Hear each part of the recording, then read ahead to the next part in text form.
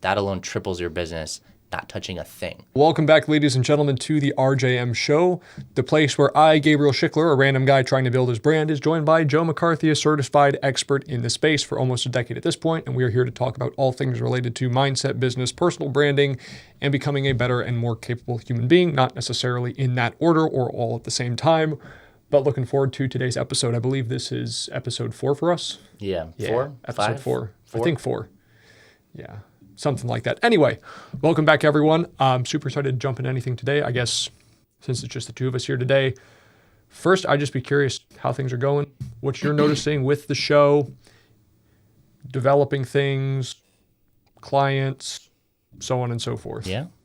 Well, big news for you. I think we're on the up now. Got a couple really solid closes, talked to a lot of high-level people.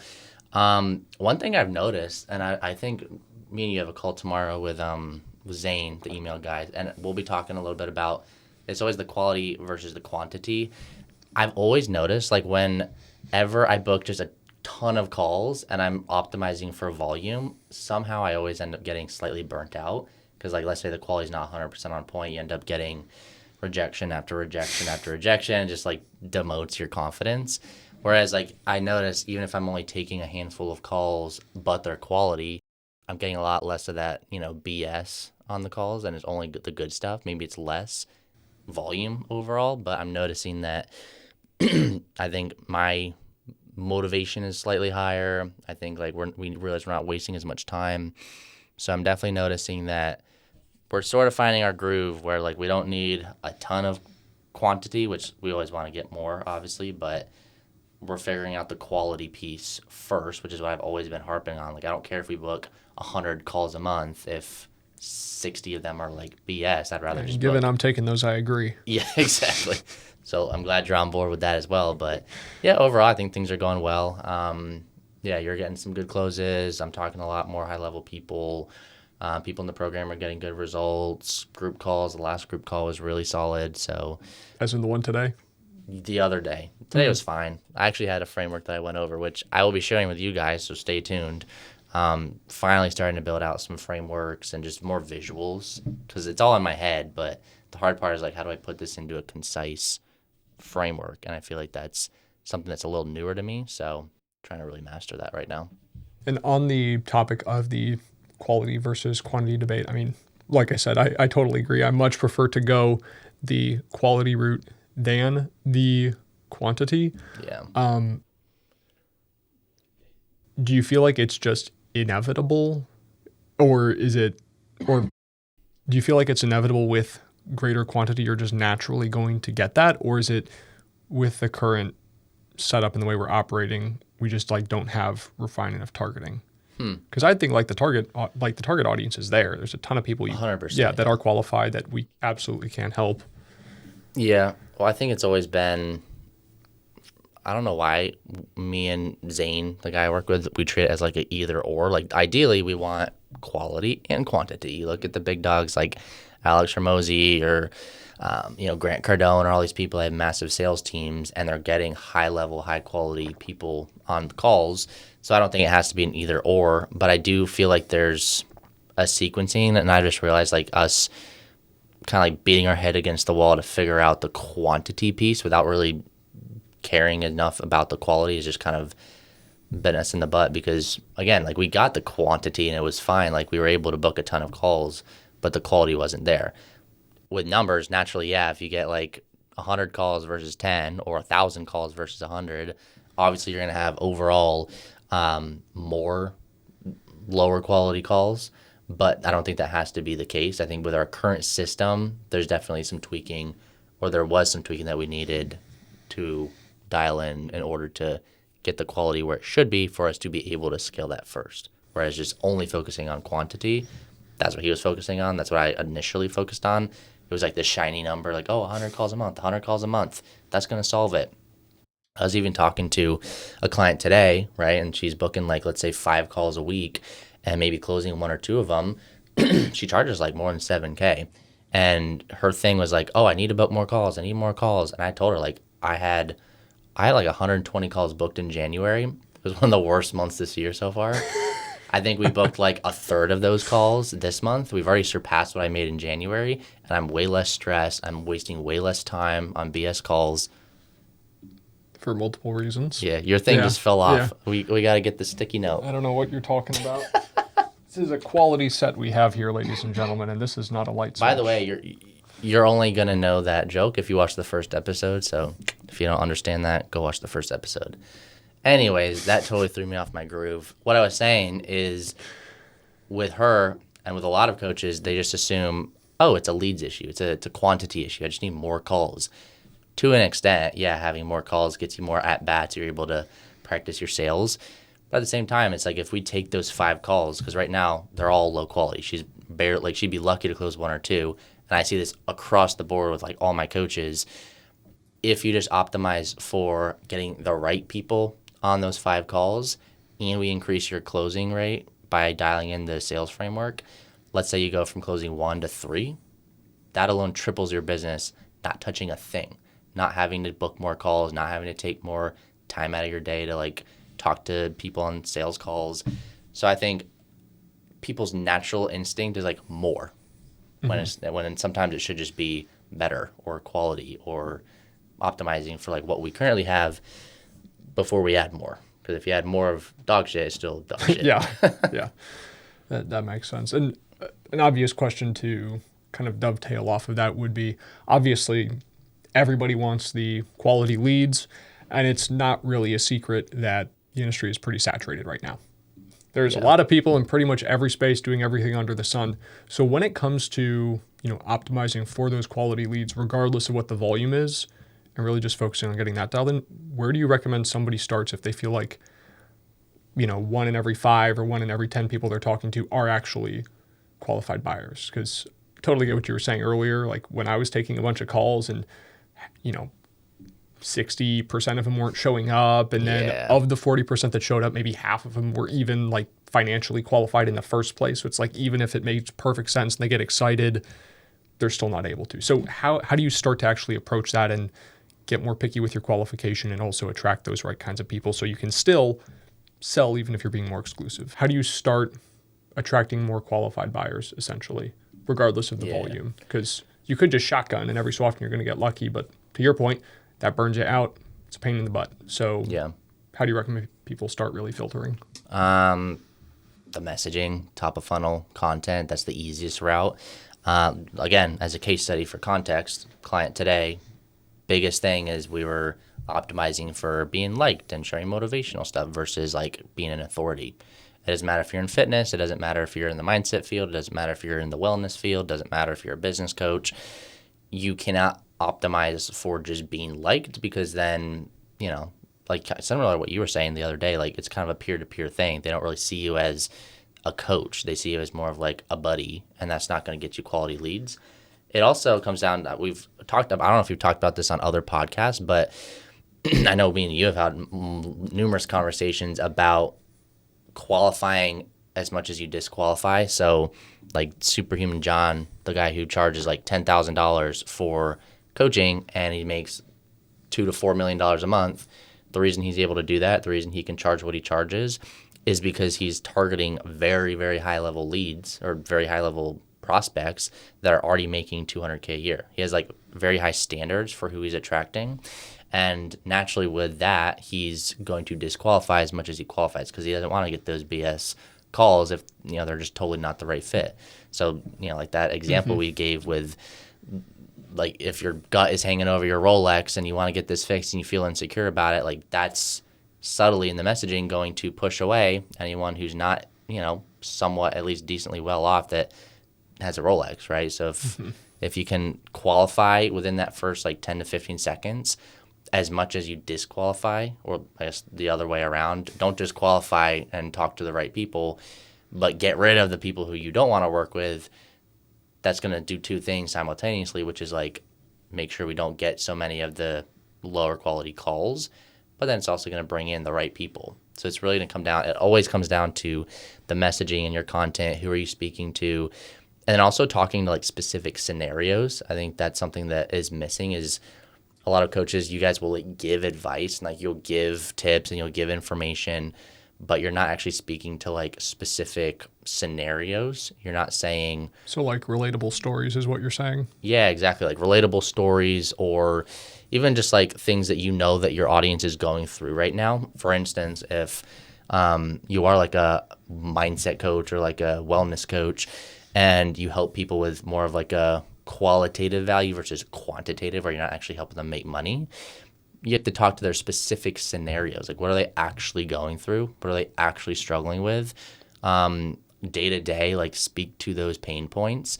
And if you can do that really succinctly and almost like get in their head, it makes you seem like an authority because you are, and it attracts the right people.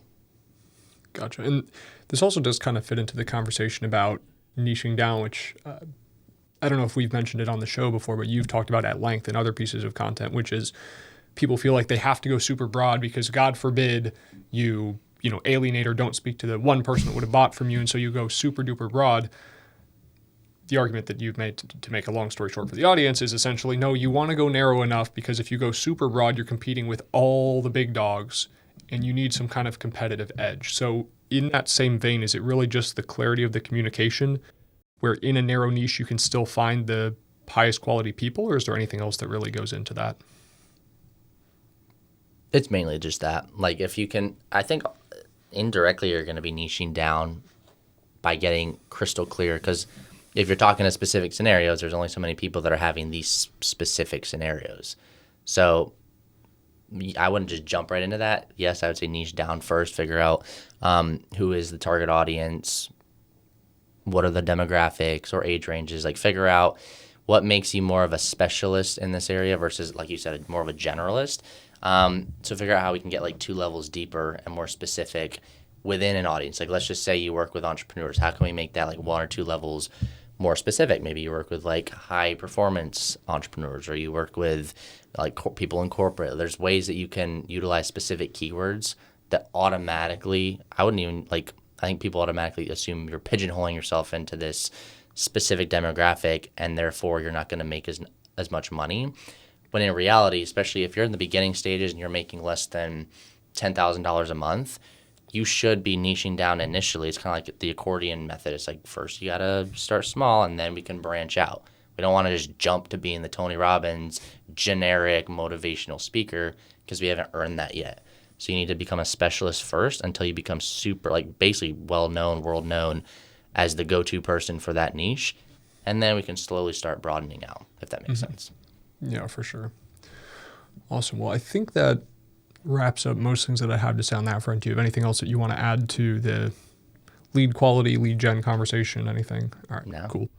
So, yeah, so the other big thing that I really wanted to touch on today was just a personal observation. My close rate is improving. I will admit right now it is, we're in this camera. I will admit right now it is not because I'm a perfect closer. I got a lot of holes in my game that I still got to tighten up, but I am doing better. Yeah. And I was really thinking about this today because I've been doing really well in the recent calls, and I've closed a couple people that objectively I would not have been able to do even just a few weeks ago. And I agree. That's not enough time for there to be a significant improvement in skill. So I was like, what is the cause here? I gave it some thought. It's something that you have talked about. Something we talked about last episode, I'm sure. In part, yes. Yes, actually. But that's not where I'm going with this. The other piece is something that you have talked about before, which is actually caring about your clients. And everybody says, oh, we love our customers. Oh, like I'm going to move heaven and earth to do X, Y, Z. And then you get into, it could be like a vacation company. It could be a coaching program. It could be a grocery store, whatever. Everybody says they love their customers until it's time to prove that you love your customers. And then suddenly that's a hit on your balance sheet and you don't want to have to deal with that. And the reason I bring this up, and the thing that I thought was so interesting about it, is I'm using pretty much the exact same playbook for sales. I'm approaching conversations the same way. I am following the same, we don't really have like a script per se. I'm not like going to run down a set of bullet points and be like, okay, cool, this. Like I want to have a real conversation, but I'm looking for kind of the same things. Yeah. The overall strategy is the same. The difference is that I'm not approaching this from like, oh, I got to get this person because it's going to be really good for me. I'm like genuinely like, I want to help you make the best decision for what you have going on in your life. If that's working with us, cool. I want you to make that call and I will do whatever it takes to like get things positioned so we can do that. But the point is like every tactic, every strategy, all that stuff is amplified or reduced by those immaterial things. Like people talk about confidence a lot in sales. I don't hear them talk as often about actually caring about the person. And the thing that's so interesting to me about this too is that it is unquantifiable. Like I was asking some question on an earlier show that was like, how do you, I forget what the exact topic was now, but the idea was like, oh, that's what it was. How do you get yourself to actually take action? At the end of the day, like you can have these tricks and these tactics and stuff like that, but logic is only going to take you so far. You could have the perfect playbook. If you don't have whatever that immaterial oomph is to actually get started, it doesn't matter. And so I'd be curious, like, I guess first on the surface level, like operationally, what do you do that, you know, helps you to affirm not just to your clients, but also to yourself, like, hey, I actually care about your success. I want to help you win, et cetera. And then for the audience in their own offers, how should they be approaching that, communicating that? And also on the buyer side, are there any red flags that you would watch out for? Those are some loaded questions. Really big questions, I know. Which is why it took 15 minutes to preface. Yeah, as you typically do with these big questions. I like specificity. Well, I guess let's do the last one first. So red flags. I feel like we might have talked about this on like one of our first episodes about like hiring coaches. We touched on it. Like making sure like they actually give a shit about you. And also you mentioned, so I guess going back now, I guess to the first question or second question, I don't even know which one it was, but when you said like operationally, like we're going right back into the logic. Like there is no operational thing that I do that gets me in the mode of caring about my clients. It's just like who I am. I feel like it's either something you have or you don't. Like you either really care about your clients or you don't. I think a lot of people, were you going to say something? I don't want to cut you off, but I just had a revelation. I want to hear it. So we went to the Vault conference in 2024. Yeah. That guy, I forget his name, he wrote Unreasonable Hospitality. He was one of the speakers. Oh, yeah, Will Guidara. Yeah, and so for the audience, yeah, that was it. For context here, he ran the #1 restaurant in the world, which, if I'm remembering the story correctly, it was a pretty, like... Very small in New York Yeah, or something. it was a small average restaurant. Like, it was high quality, but what he noticed is that you get your 5 Michelin stars, that's like the highest accreditation you can have in the world. At that point, you're not competing over like the quality of the ingredients or anything like that, because that's the level that everybody plays at. And so he wrote, Unreasonable Hospitality as a kind of documentation of the process that they adopted, which was incredibly, incredibly personalized. And so I think what you're getting at, if I'm understanding it correctly, part of the reason that you can't logic your way into that is because genuinely caring about your clients and customers requires you to be flexible and to be able to adapt in the moment and to do things that are not part of the playbook. Like I remember one of the examples, I don't remember if it was at the conference or something I was reading afterward, but he talked about how they had these guests, and this has stuck with me for a couple of years at this point. I know exactly where you're going, yeah. Yeah, they were visiting New York City, and they were about to leave, and they were bemoaning the fact that they didn't get to have a hot dog. So the restaurant staff heard about this, and they sent out one of their like busboys or whatever to go out into the city and find some darn hot dogs. This is like Disney movie level nonsense. You're like a 5 Michelin star restaurant competing to be the best restaurant in the world. What do you mean you're going to get these guys hot dogs? But that's what made their day, and that's what sets the service apart. Is like, and that's also what they remembered. Like they're not going to necessarily remember like the $700 bill or like the fantastic Michelin star food. Like maybe they will, but $200 champagne, yeah. But like the main thing they're going to remember is like that unspoken sense of like literally unreasonable hospitality, and that's what makes them like not the best, but like the best of the best of the best, like infinitely better than most restaurants. And it's inherently not scalable, and it seems like the closest, at least from my point of view. Yeah, that's something I also want to talk about, the unscalability, because this is such a dilemma that I have, because I mean, pretty much every single high-level coaching program that I've seen out there, I've talked to people, and they all have at least a couple people that I know that have said like, it was okay, but like they don't really care about their clients, or it was okay, but like, they were supposed to do this and they didn't, or it was okay, but then like, Yeah, we literally had that a couple days ago with a new client. that's what I'm saying. And it's like this guy, like, and I guarantee you, he cares about his clients. I'm sure he wants the best for them, but it's like you get to a point where you've scaled so big that again, you have like coaches and then head coaches and coaches coaching coaches, and then you get to the point where like with me, I almost don't want to get to like that $1 million a month rate, because I already know that just naturally with scale, things start to suffer a little bit, or things break, or like there's a little bit of a disconnect. You're just physically not going to be able to like personally jump in a text conversation with me and like walk somebody through. Or like for instance, like the client we had the other day, I sent a quick voice note after you took the call, and I was like, hey, by the way, like I'm super pumped to get this rolling. Like, here's some case studies, blah, blah, blah. And she was like, dude, that means so much. Like that probably got her like over the finish line.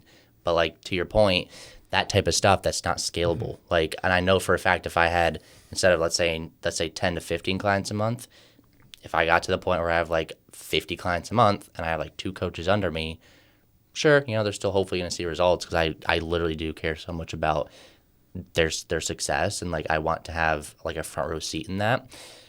But it's like, at what point can you scale before like things start to break, or like? It's also not only that you can't do it forever, but it's also in the moment it might not be appropriate for every situation. Like in that case, the vast majority of calls that I take, it does not make sense for me to be like, oh, hey, Joe, can you come like leave a voice note for this person? Exactly. Similarly, if you're running your literal best restaurant in the world, you're not going to give every single one of your guests a hot dog and be like, aren't I awesome at giving service? Like it's fundamentally something that you can't put in a playbook or in a float chart and like, if this, then that. Yeah. You literally can't prepare for it. The best thing you can do is to just, to your point, be flexible and adaptable and really meet people where they are, instead of putting them into this preset box of like, this is where I think you are, which, I mean, we can talk about, take it back to Tony Robbins, right? Because he's one of the biggest coaches in the world, pretty inarguably.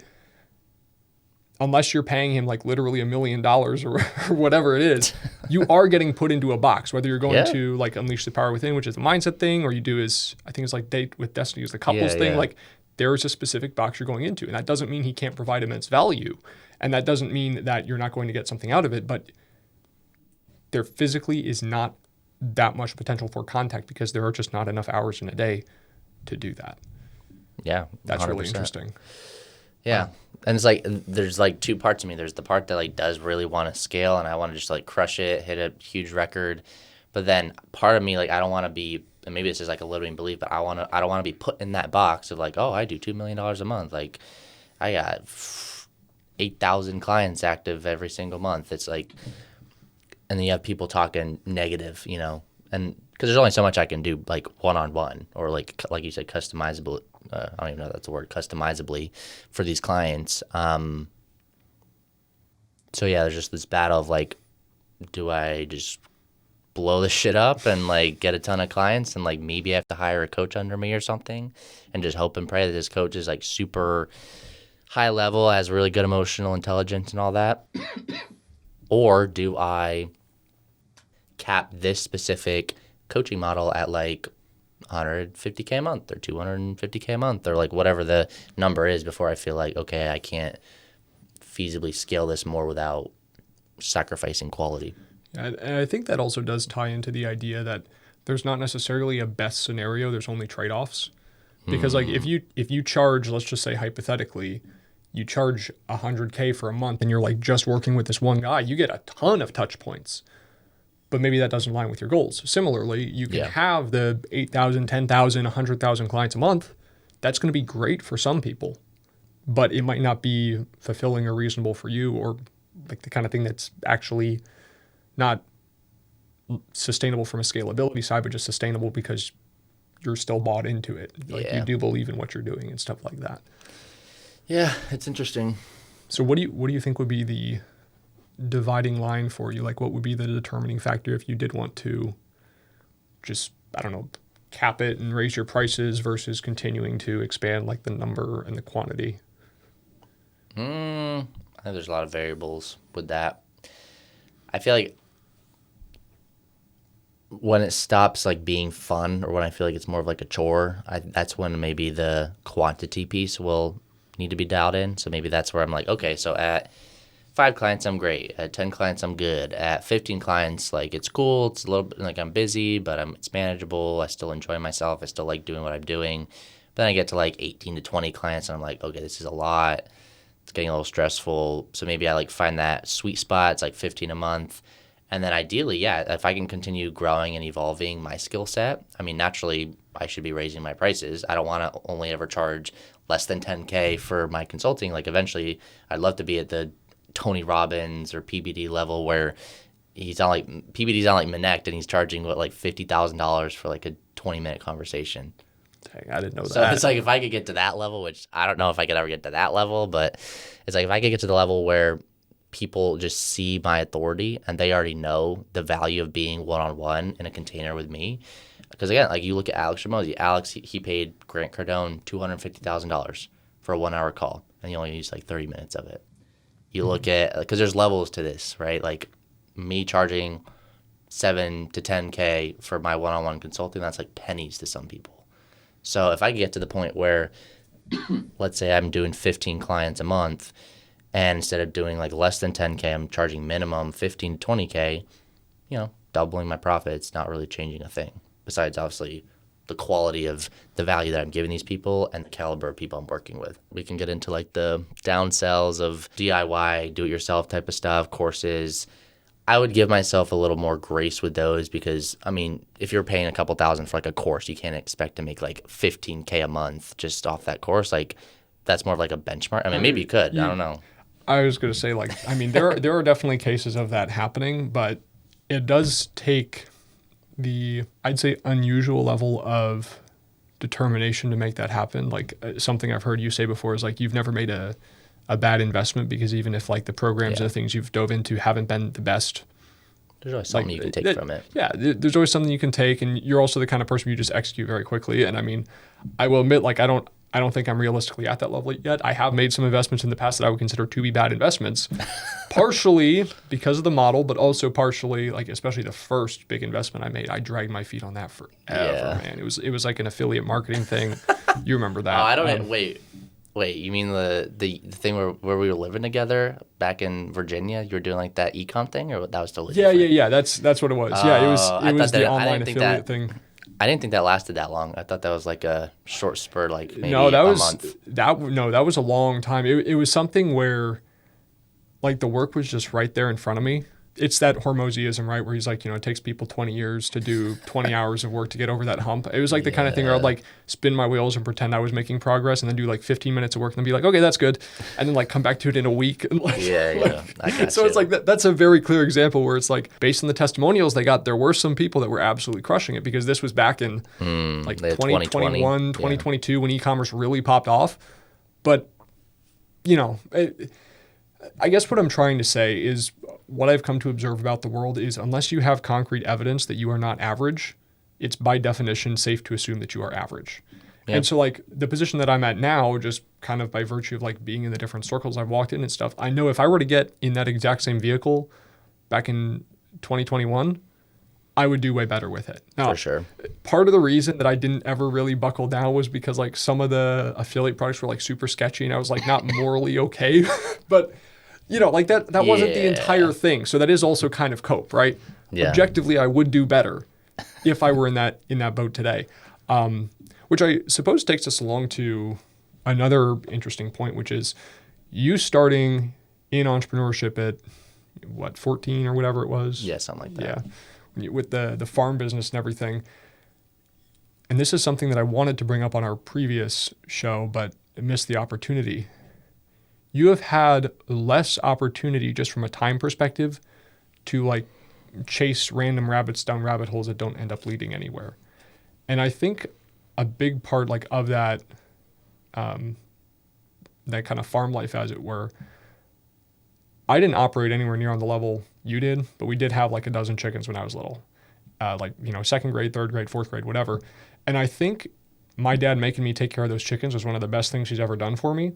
Because I had to get up before school, so like 5:30 every day, which is just murder for a child. Especially in the winter. Yeah, 5:30 in Virginia. to 6. Yeah, and I'd take two like buckets of water. Yeah, or something. 2-gallon milk. Yeah, hot water from the sink because it would freeze, and I would trudge the, several hundred yards or whatever it was to the barn and then break the ice out of the chickens' buckets. Like, that was terrible.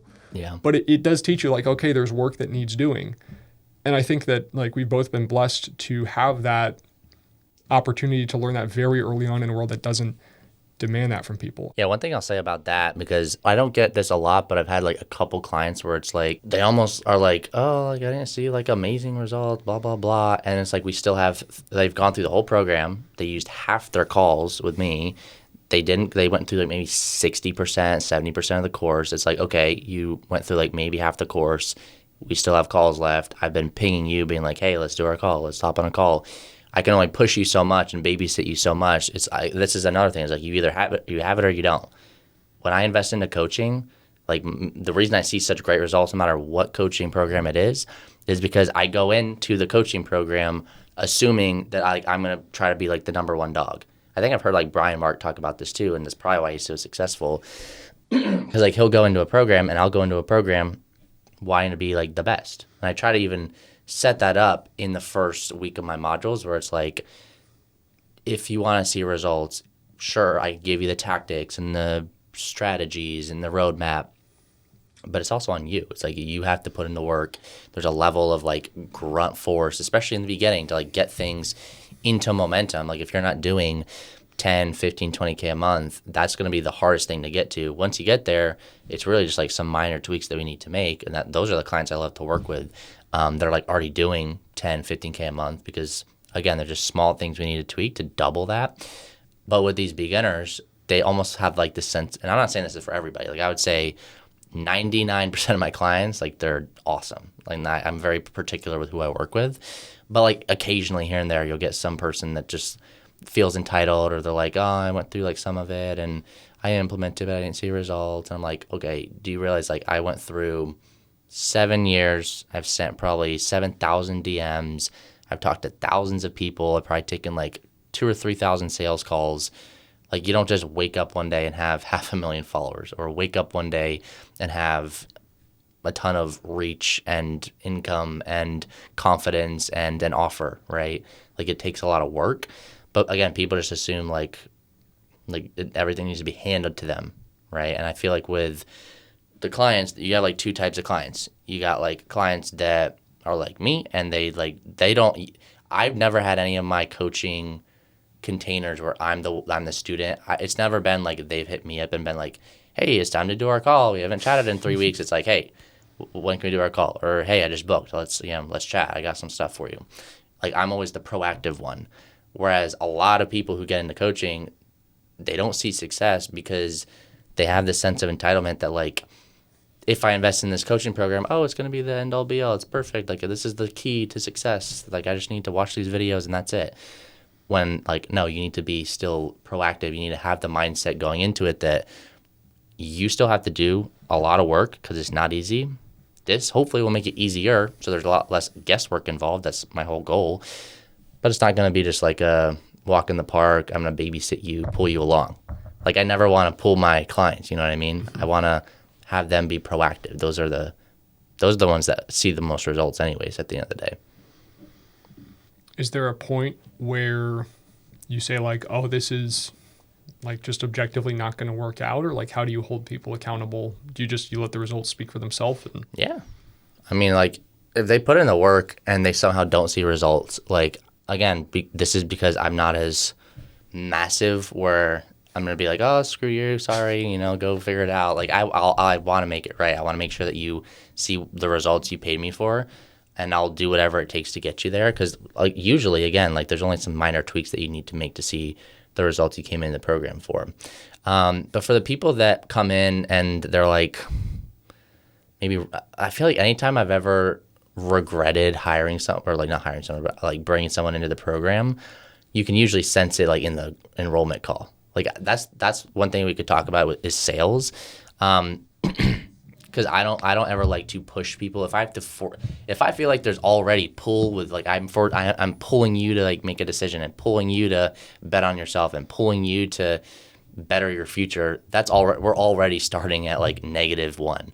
Mm-hmm. I'd rather like be on a call with someone who like knows my value. They know the value of investing into themselves. They're open-minded. They know they have a problem. They're problem aware. They just need to know what's the fix, and then they get onboarded.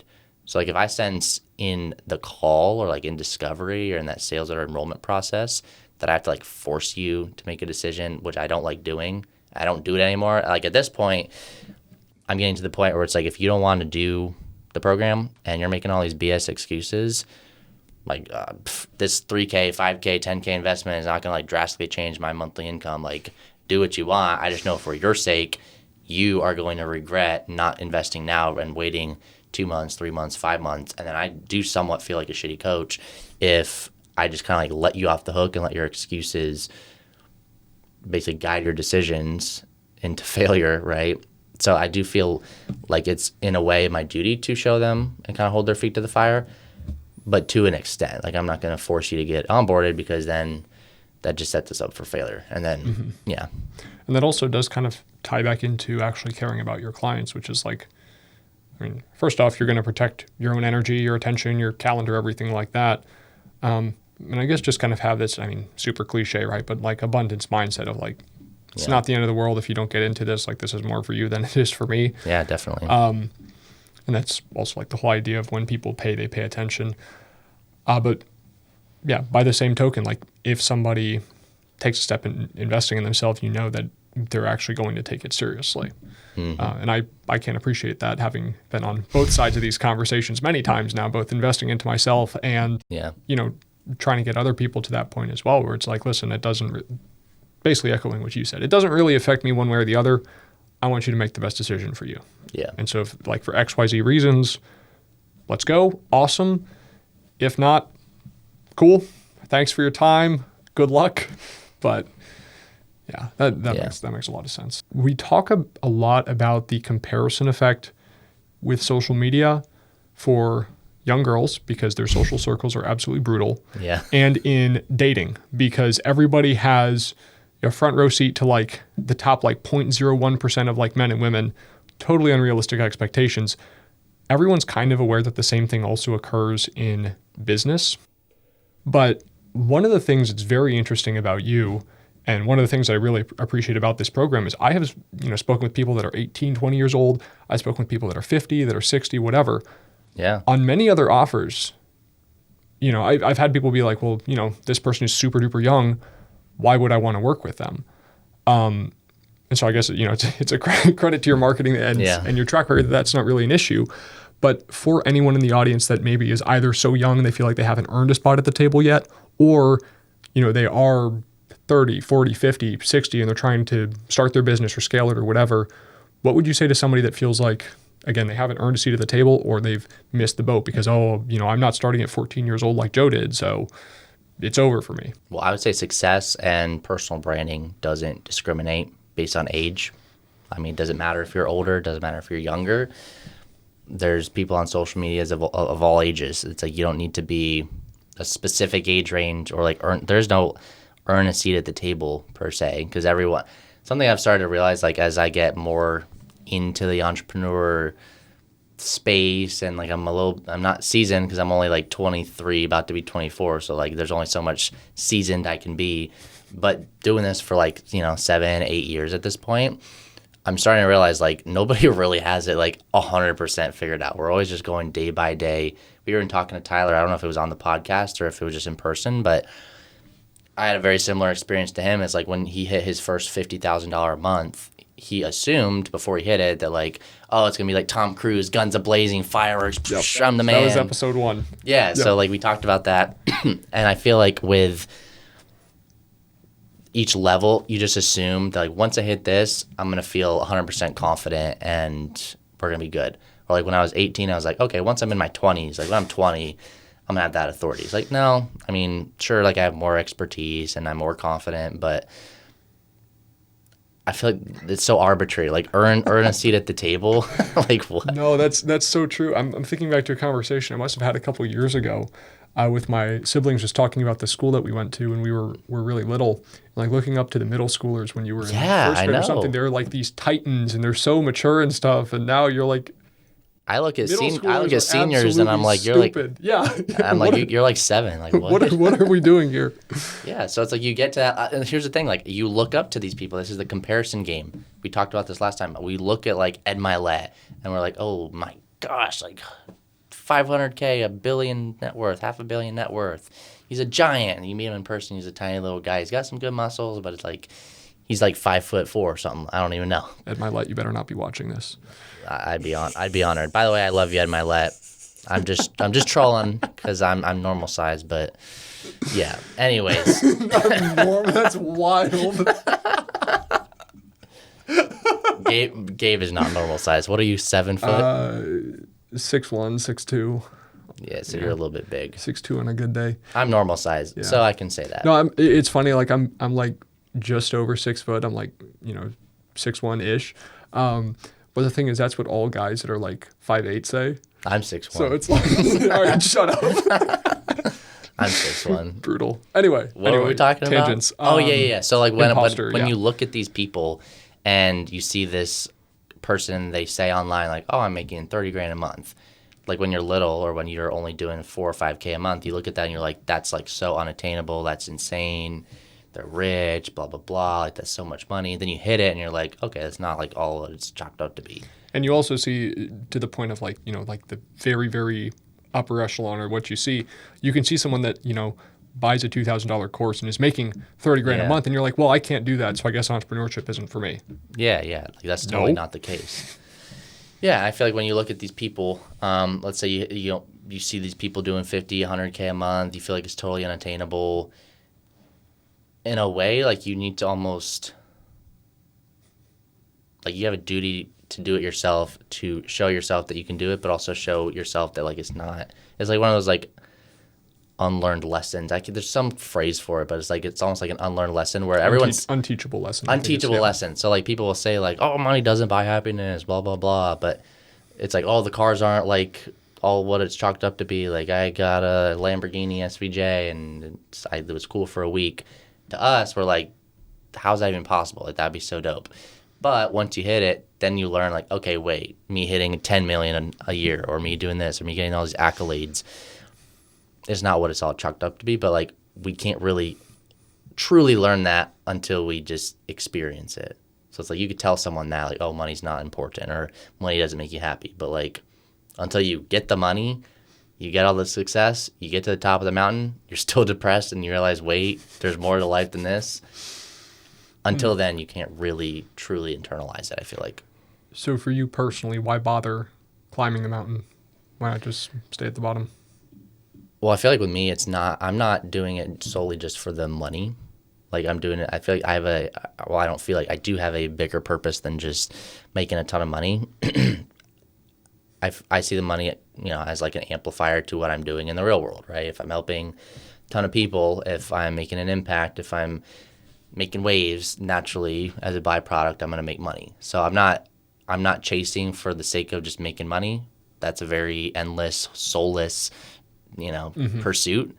I'm in it to make an impact where that's something that actually fills your cup. It'll fulfill you if you're doing it for the right reason. And then money's just a byproduct. Yeah. I'm also thinking back to that original conversation with Tyler as well, where you guys were having that conversation about like hitting these goals is not going to make you ultimately fulfilled or something. There's a very understandable argument to be made where you say, oh well, if everything I do I realize is going to be hollow, why even bother? But it's not everything. Like there's certain things that make us the opposite of hollow. Well, yeah. And I mean, I think that, given the fact that we are both men of faith, we do kind of have an easy out for that. Because it's like, well, we actually do believe there is some ultimate meaning to our lives and to the universe and to things like that. But I spoke with someone the other day, it was probably a week or two ago at this point. She said something very interesting. It was like, she didn't want to be putting points on a scoreboard just because the scoreboard was there. And so... Well, what's like the alternative? You do what Tyler was saying. You let yourself be happy. You have no ambition. You have no drive. You go backpacking and wherever and find yourself, or I don't know. I feel like to a degree, though, that's like almost selfish. I mean, I guess to each your own, but you kind of have to ask, and I guess going back to faith, like you have to ask yourself, why are you here? Like, are you really here just to F off and live life, go to the mountains and Make meditate? money, pay taxes, and die. Yeah. Yeah. So you have to kind of ask yourself, like, why are you here? Like, what is your purpose? Why now? This episode brought to you by tax evasion, and for legal purposes, that is a joke. That is a joke. Although this studio is going to be a pretty sweet tax write-off, I will say. It's not tax evasion. That's tax avoidance. Okay, yeah. Tax there's a avoidance difference. is completely legal. Tax evasion is what gets the Fed sicked on you. Oh, speaking of, I don't know. By the way, if you are going to commit tax fraud or something, don't say it on a podcast. Speaking of tax fraud, this is like a totally off, what's the word? A tangent off topic. Yeah, totally off topic from what we're talking You're not about. doing too hot with words today, man. I know. Well, I'm not a very eloquent guy. Or I feel like my thoughts are faster than my words. I think I don't know if that's autism or ADHD, ADD. I'm not going to label myself, but I think I'm the exact opposite. So we got a good little yin yang thing going. Oh, for sure. Yeah. What I was going to say though, so for some reason I have this fascination with like cautionary tales. So like I was watching, because my wife is in Virginia with Bonnie visiting family, so I'm literally here all alone. Typically we'll watch like a TV show.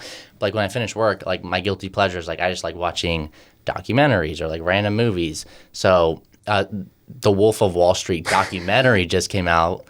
Oh, no kidding. Yeah, it was like the real story of like Jordan Belfort, Oh. and they were talking about like all kinds of stuff that like wasn't in the movie, or that was a little bit different than the movie, or things that were way worse than what was in the movie.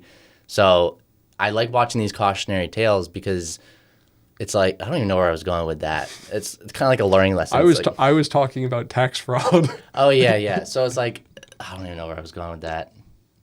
I think I'm like hyper focused on like doing everything right because I want to avoid all that stuff, with the SEC or whatever.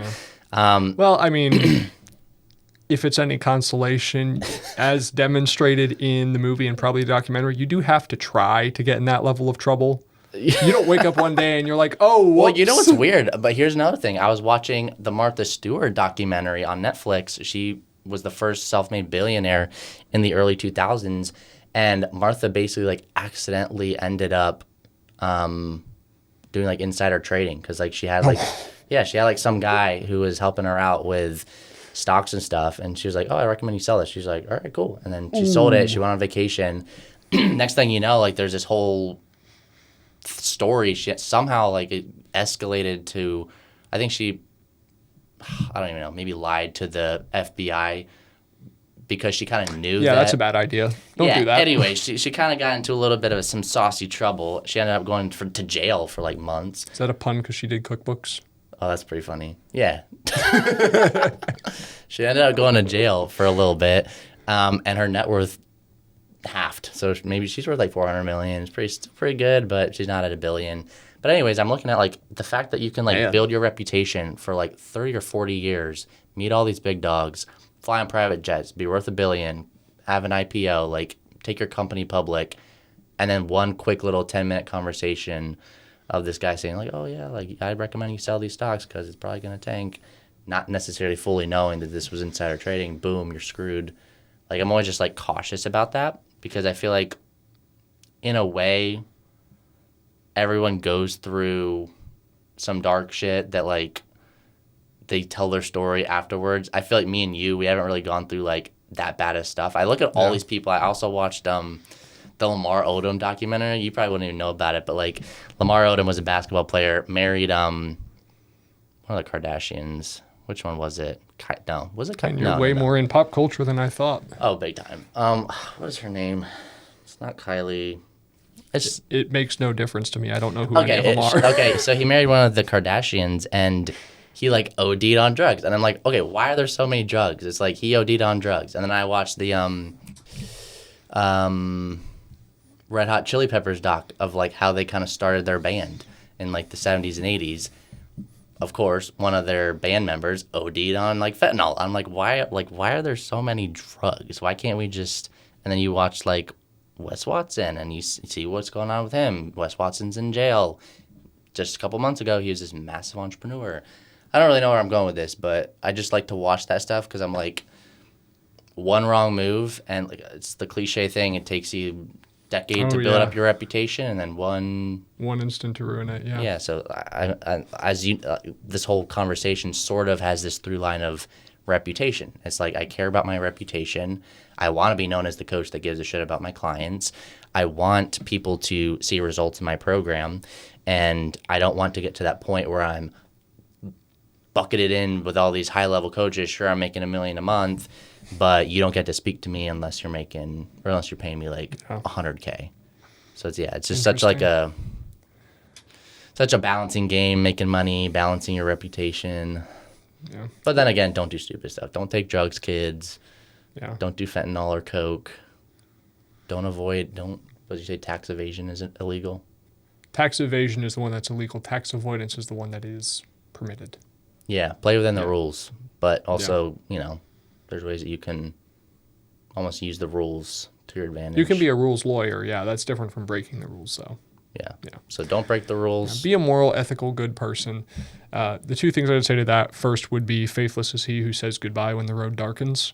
Dang. Explain that. I forget who said that, but it's the same idea that Thomas Paine expressed in Common Sense with the sun. What do you call it? The sunshine soldier, which is someone who's super on it when times are good, and the second things get tough, he's like, I'm gone. And I mean, the fact of the matter is, and this also goes back to Tony Robbins stuff, right? Like balancing certainty versus uncertainty. Different people have different tolerances for it. At a certain point, you are going to meet your limit. Somebody like Elon Musk, for example, very clearly has an incredibly high tolerance for uncertainty. But then, and I know it was a rhetorical question, the reason people do go for, alcohol and drugs and infidelity and all these things is, at least from my observation, it seems to be either not finding fulfillment, being upset with that, or it's a coping mechanism because they don't really know how to deal with like the fame, the pressure, etc. Yeah. So it's like, if you want to have a huge impact in the world, you're going to have to take risks. Some of them are going to pay off, and some of those people are going to become super high profile entrepreneurs, politicians, philosophers, influencers, whatever.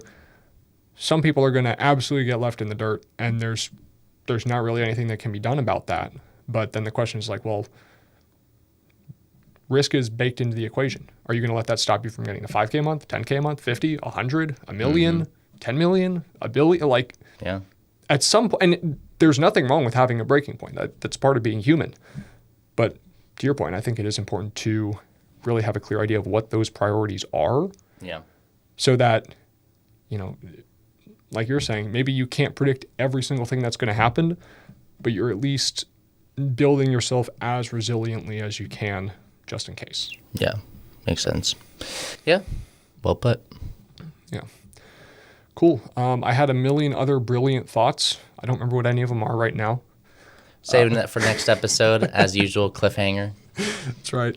Yeah, I think that closes out most of the things I wanted to cover, I guess, in terms of really just like giving a darn about your clients and really having a positive impact on people. Sounds like the big takeaways are it's not scalable. It's something that has to be particular to the person and the situation. And it's something that will probably be lost or diminished at some point, depending on how big you want to go. Yeah. So we need to get super clear on that. Is there any other big takeaways on that front that you'd want the audience to leave this with? No, I think that sums it up. Yeah, I guess also be the type of client be the type of client to other coaching programs that you would want to attract. I probably totally butchered how I said that, but I want to attract the type of person that I am, which is an action taker, a go-getter, a no BS type of guy. You tell me what to do, I'm going to do it. That speed of iteration is also important. Like if someone tells you to do something, I'm on it like right after the call. I'm not going to wait a week to like contemplate and then maybe do it. Time is money. Like take action. So if you want to attract high-level go-getter type of clients, be that for yourself, right? If you're scared of investing a few $1,000s into yourself, maybe maybe that's why no one's investing into you. If you want to invest into yourself. That is interesting because I have heard that a lot in the context specifically of making an investment. It's like, well, you're not willing to get help with your program. Yeah. You're not willing to invest in yourself. Other people aren't going to be willing to invest in you. I don't think I've ever heard anyone talk about it from the action standpoint either, but that makes complete sense. Yeah, 100%. And then, of course, we can get super woo-woo and like, oh, you like attract what you emit and all this stuff. But yeah, I mean, seriously though, like whether like you can dunk on the woo-woos, but there's some science to it. It's like just people see you doing it out in the world. If they see you doing that, you're going to attract people like you. Not like in a weird woo-woo magnetic way, but like if I'm constantly posting about going to the gym, I'm going to attract people that are more consistent. Or if I'm constantly posting myself being obnoxiously confident, just people who are also obnoxiously confident are going to, migrate to me. So this is a whole side conversation that I'm not going to bog things down with here, but it is funny to me how the woo-woo bucket is everything from like slightly unconventional medicine or something to like genuinely insane people. Like it's just like, it seems to be a cover for like, this makes me uncomfortable, so I'm just going to declare that this is crazy and not worth considering. Yeah. But at the same time, there are also some things that you could just like look at reality and say, okay, that's not true. Yeah. Am I going to mention specific things? No. But a lot of my clients are very woo-woo, and I respect them, but yeah, there's some things that you can agree with. And I know we've both gotten value from things that are considered woo-woo before. But then you talk with somebody who's like, yeah, I'm going to give specific examples. There's a great meme that was talking about it. It like took the idea of the Matrix. It's like computers are invented, and someone's like, "We're living in a computer simulation," and then it's like, it goes. We get to conspiracy land. There's no. But the point of the meme, I don't know if I'm going to put it up on the screen or not, so just bear with me. But it's like, you should, by the way. I'll try to track it down. But the idea was like, computers get invented, and everyone's like, "Oh my gosh, like we're living in a simulation." It's like, you go back a few thousand years, like books were invented. It's like we're all in a story that's being written by God, and like go back a few more thousand years, the wheel's invented. Dude, time is a circle. Like, so it's stuff like that where it's like, okay, maybe there's something to it, but also a lot of it is just perception bias. And also to keep calling back to episode 1, that's fresh in my mind because I just edited it. One of the things that we talked about was how you experience your perception of reality. You don't experience objective reality yourself. Mm-hmm. Also, something that has been bothering me is Tyler said to think about, to think about emotions as verbs. Everything he said was an adverb. That's I did not catch that because I'm not that grammatically smart. You're not an absolute. Yeah. What's the term like? Nerd. Yeah. Nerd. Yeah. No. Grammar Nazi. That's it. I'm probably gonna have to censor the last part of that. But yeah. YouTube flags us. I don't want to fight YouTube on episode 5, man. We don't have enough clout for that yet. But yeah. So anyway. I didn't want to make that point in the show itself because it would have completely derailed the conversation and been absolutely irrelevant. However, did bother me. So it's on the record. I am aware of it. If you left a hate comment saying, "Oh, these idiots don't know what's going on." I don't think anyone's going to notice. I knew what was going on. No one's going to notice. It's episode 1. We're going to get like 20 viewers. It's fine. Yeah. It's fine. If However, 20 is generous. Pet peeves. I'm a particular person. Anyway. Oh, big time. At this point, I am just ranting. So I think, do we have any final thoughts or anything? Yeah, I think we're out of value for today. Gabe, per usual, we're never out of value. We are not out of. Clearly, we're kind of off the rails a little bit. I got an entire Google Doc here of things which we're going to save for the next episode because we're right on the dot at about an hour, maybe give or take a little less if we're editing. But yeah, good episode. If you have any. Per usual, if you have any questions or topics you want us to cover, any suggestions, let us know. Yeah. Everyone go follow at Real Joe McCarthy on Instagram. You can also follow me at Gabriel Schickler. Still working on that consistency. Honestly, has not been a priority for me recently. We just got to get the podcast stuff up and running. That's our main priority. Get the podcast stuff up and going. Dude, I'm actually I'm genuinely having fun now. I don't know if we talked about this on the show, but like, you get passionate about things as you get good at them. And that only happens as you start to actually like put in the reps and put in the work. So like this morning, I just had coffee and like a banana until 3 p.m. And then I had a proper meal. And I'm like, I would not have done this 2 weeks ago. You were in flow. Yeah, I'm in flow. Well, there we go. Anyway, Thank you again for watching, for listening, et cetera, et cetera. We appreciate you all. If there are any topics that you want us to cover related to personal branding, business, anything like that, feel free to drop a comment. If there's anyone that you would like to see us have as a guest, let us know about that too. I don't know if we have the clout to get, Tony Robbins or someone yet. Soon. Maybe in a couple episodes, but Give us a month or two. yeah, we'll do our best. And yeah, we appreciate you all. Like, comment, share, all that good stuff, and we will see you in the next episode. Episode 5, which I'm very excited for. Oh, I will say. It's going to be a good one. It's going to be a good tuned. one. We got big stuff coming. All right, take care, everyone. Bye.